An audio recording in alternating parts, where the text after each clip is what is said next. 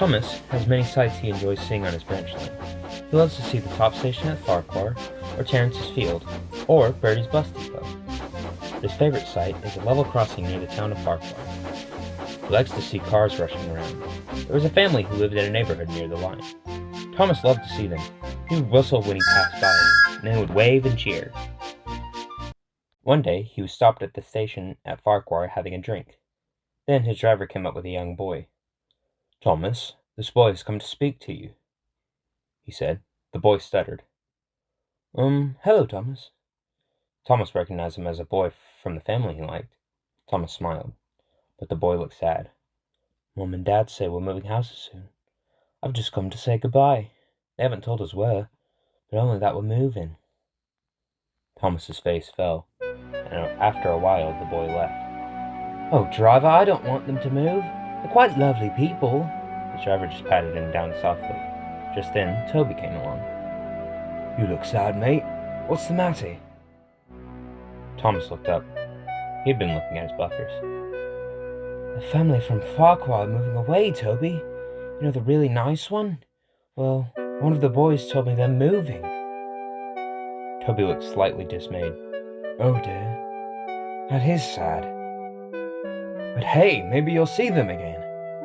Farmer McCall moved away to Sudbury, but I still see him sometimes." Thomas pouted. "It's not the same."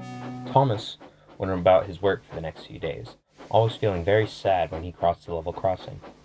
Not even Bertie could cheer him up. "Would a race cheer you up, Thomas?" he asked worriedly.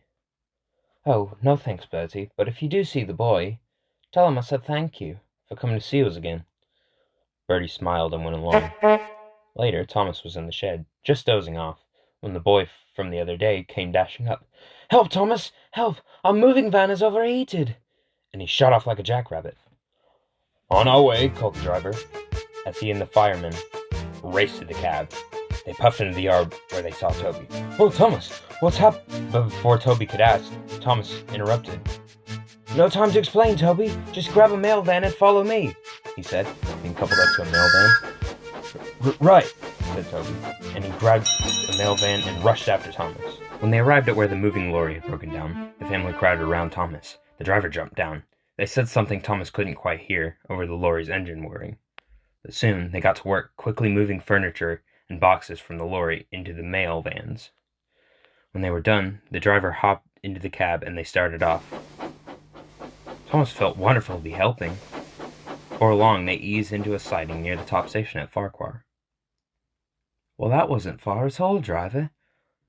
I don't feel low," said Thomas, puzzled. His driver laughed. "Oh no, Thomas, old boy, the family is moving here." And he pointed to a nice new house near the station. The father chuckled. "Me dad's the station master, and he's retiring, so I'm going to take over for him." Thomas beamed. He still sees the family every day, and now they are firm friends. Now when he sees the level crossing, he smiles and thinks of that day.